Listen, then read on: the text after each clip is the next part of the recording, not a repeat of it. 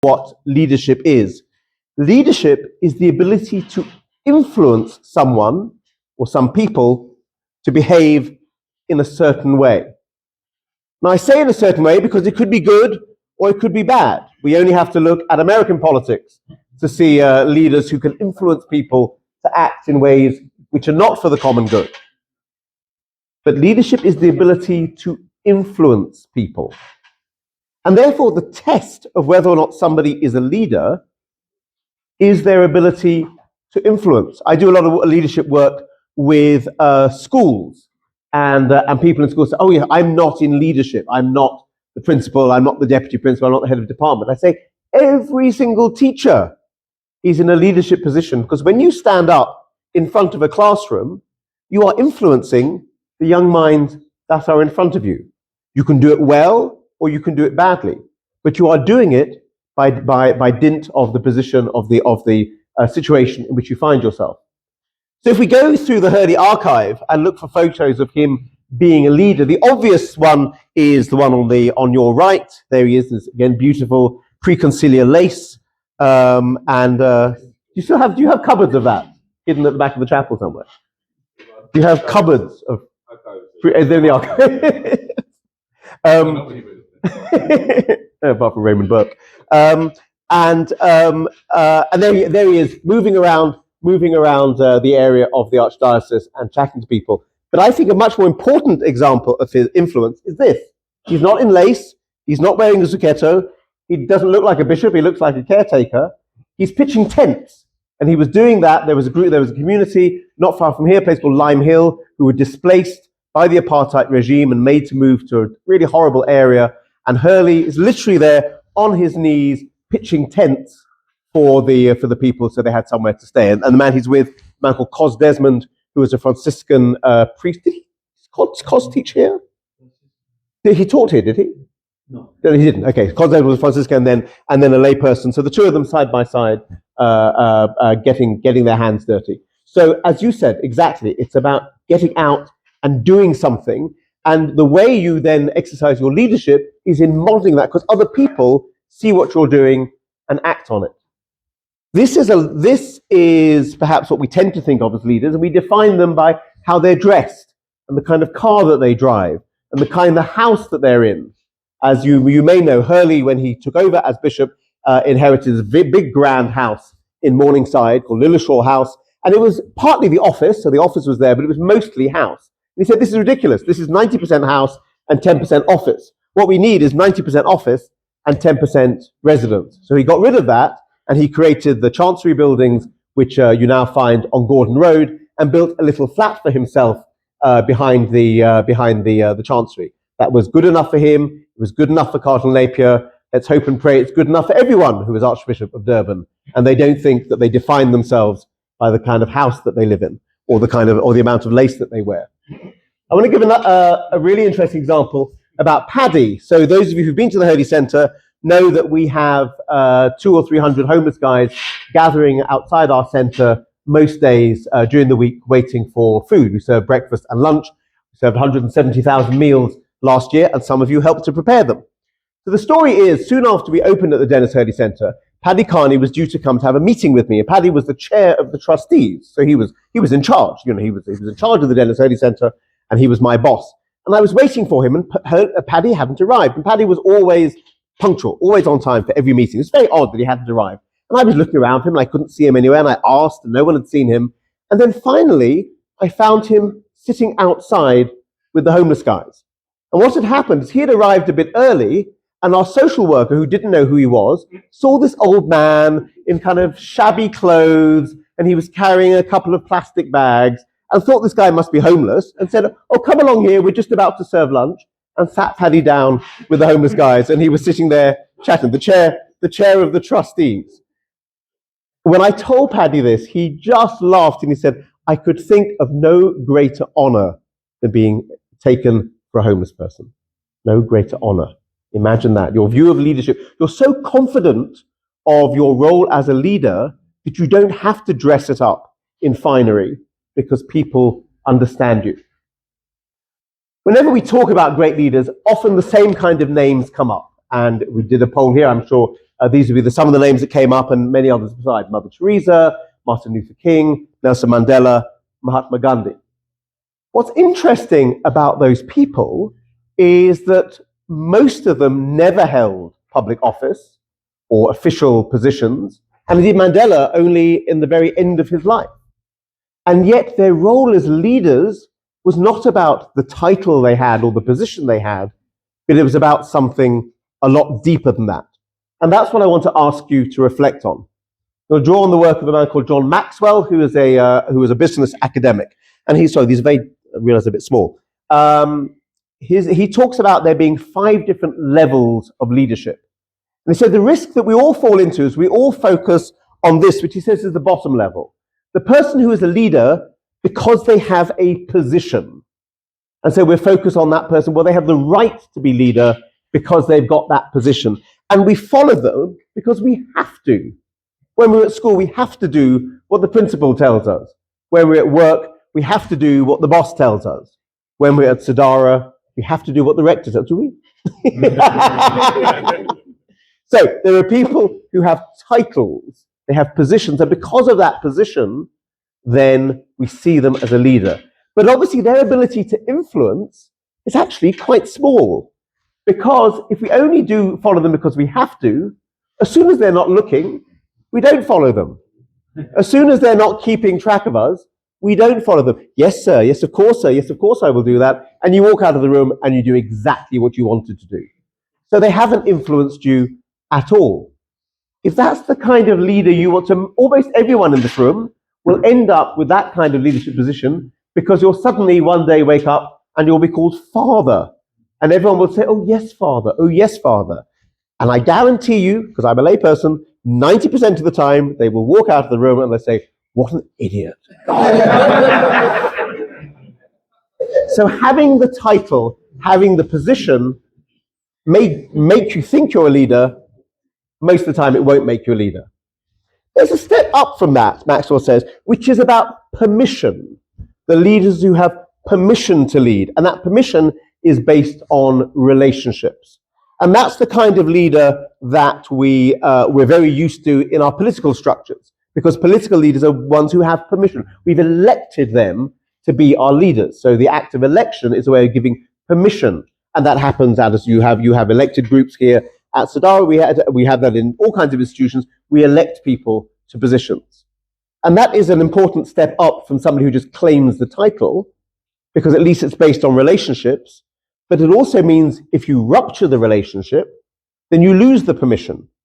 So if you're elected, but you don't live up to what you said to your electorate you will do, you lose that permission. That's why we have regular elections. That's why in a functioning democracy, people are elected and they're unelected, because they're not doing what we gave them permission to do. So a step up from that is production. We see somebody as a leader because they do something for the organization, whether it's an institution or a country or a church. They do something, they deliver. So we see that person as a leader because they deliver stuff.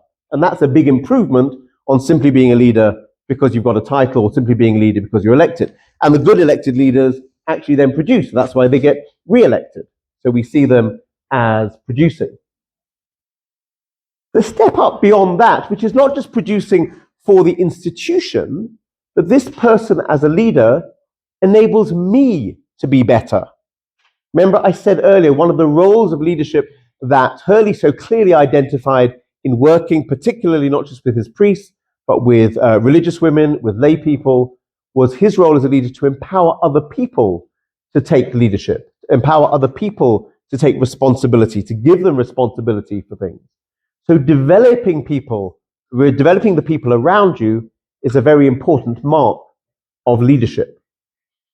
It's also a very interesting mark of poor leadership. How often have we encountered people in our lives who, because they've been given a job that they're not up to, because they can't actually deliver for the job that they've been given, instead of developing the people around them, they're worried they're going to be shown up. So they actually oppress the people around them. They suppress them, rather. They prevent them from achieving their potential. My first boss in the corporate world had a brilliant idea. He said, always appoint somebody who you are terrified is going to take your job, because that's the kind of person you want working for you. You don't want somebody working for you who's worse than you. You want somebody who's better than you, because that's what's going to contribute to the organization. And yet what we so often see, and the church I think is particularly prone to this, is appointing people who are not good, so that they don't show up the people. So we've got bad leaders, and then we have even poorer second leaders because they don't show up the bad leaders. And that then simply perpetuates the cycle. But the opportunity is to identify leaders who develop others. But there is a pinnacle to this. And the pinnacle are the leaders who are there not because by right, not just by relationships or results, or even that they can reproduce other leaders, but because they deserve our respect. We respect them as leaders, not because of what they do, but because of who they are, because of how they present themselves, because of their integrity, because of their principles, because of their standards. And I'd like to suggest that even though Hurley had the position of Archbishop and Paddy never had any clerical title, both of them were important leaders because they reached that pinnacle, because they were respected by people, because people saw in them a set of values and people who were willing to live up to those values and people who were willing to make sacrifices for those values. That's the pinnacle. And I think what we see in that then is we begin to see the difference between the people who have the title and think the title is enough, or think that having the big car or the big house is enough, or having the lacy frock is enough, and the people who are there because we owe them respect. And then when we look at these people, we begin to see that that's why they remain people of influence long after they're dead, because of the respect that they enjoyed and continue to enjoy, and because of the way in which they lived their lives, the integrity, the principles, the commitment to living certain values. And my suggestion, that's true of Paddy and Hurley, and true of others in our lives as well. What I want to do is I want to give you a chance to reflect on the people in your lives who have been good and bad leaders. Because I'm taking a guess that no one in this room, certainly no one in this room, knew Mahatma Gandhi, Martin Luther King. Anyone know Mother Teresa? Ever meet Mother Teresa? Probably not. Maybe a few people might have met Mandela. The people who really influenced us are not those great heroes, but actually the people much closer to home. In my case, it was Paddy. I was hugely influenced by Paddy. I only worked with him for the last 3 years. Yes, the last 3 years of his life. But he had a huge influence on me, so much so that I wrote a book about him. He, in turn, was hugely influenced by Hurley. So in your lives, there are people who have influenced you. There are people who, they might be your parents, might have been a priest, possibly a bishop, possibly not, might have been a religious sister, might be a teacher, might be a local businesswoman, might be a police officer, could be anybody in your life who's influenced you. And there are people who have molded the kind of leader that you already are and the kind of leader you're going to become.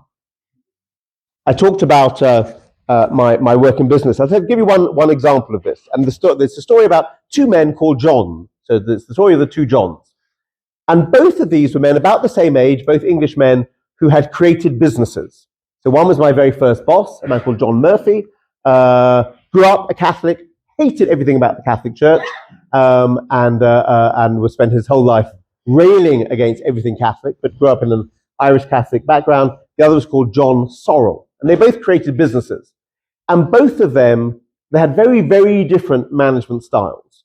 So John Murphy was a bit of a bully. He would shout at people sometimes. He would set very high standards. He would threaten to fire you if you didn't meet the standards. He wasn't really the sort of person who would sit down and hold your hand and have a nice cup of tea with you. John Sorrell was very much a people person, very nice, always very gentle, and always seemed to be so loving and caring about everyone. And then both of those men sold their businesses. So they both created these companies, and they both sold their businesses. And they both made several $1 million by selling their businesses. And the company that they sold their businesses to, there's a system when you sell a business where you get a certain amount of money initially and you get more after a year or two, depending on how well the business does after you've sold it. It's called an earn-out. And you didn't know the details, but that's important to the story. And in looking at the earn-out, what was interesting is the very different approach they both had to that.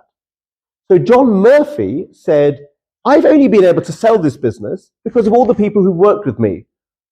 And the ability of this business to do well depends on all of those other people still being committed to this business. So I will take my portion of the business and I will hand over part of that and I will share it out among all the other employees. And everyone will get some money as a result of this deal. And when we get more money after 2 years, they'll all get a bit more, as long as we all do well together over those 2 years. So even though he was the guy who was not necessarily the most kind of user-friendly, he was the one who saw that his role as a leader was to empower and literally reward other people with money. I mean, we're talking serious cash here. Reward other people by the way he did the deal. The other John said, oh, I've made a lot of money and I could make more money. And I'm going to make sure that I keep as much of this to myself. And he actually designed the deal in such a way that if the company did well, he would get more money. And if it did badly, it's the others who would get less money. So even though he was the one who seemed on the surface the really friendly, people-oriented guy, the way he did his deal was actually all about himself and not about other people. And the way John Murphy did the deal was the very opposite. So two people in the same situation reacted in different ways, and in so doing, they set a different standard of leadership. So when I reflect on leadership, when I reflect on who's influenced me as a leader, I look at John Murphy and think that is a model I would like to follow. But I also look at John Sorrell and say that's a model I don't want to follow. And sometimes it's valuable for us to notice the people who have been bad leaders in our lives and use them as a bit of a test to say, I hope I'm not going down that path. I hope I'm not being tempted to behave in that way. Very interestingly, one of those Johns is now Sir John, and it wasn't the guy who was generous. So, I want you to think about somebody in your life who has come towards the right-hand side of that, the level 5, the pinnacle kind of leader, the sort of leader who you respect, the sort of leader who has integrity, the sort of leader who has principles. So this needs to be somebody you've actually known. So not a Mandela or a Mother Teresa, but somebody you've actually known. It doesn't matter if no one else in the world knows about that person. The person didn't necessarily have a fancy title. It could be somebody, some seemingly ordinary person when you were growing up, but they had the integrity, respect, and because of that, they've given you a good model of leadership. But I also want you to think of somebody at this end of the spectrum. Somebody in your life who has been a bad model of leadership. It doesn't mean that they were malicious, it doesn't mean that they were evil, but that their model of leadership is one that you do not want to follow, one which you think has actually set a bad standard that you want to avoid. And they're probably the kind of person who's at this level who's saying, well, you've got to follow me because I say so, because I've got the job, I've got the title, so you've got to do what I tell you. So that's the reflection. You're going to go away again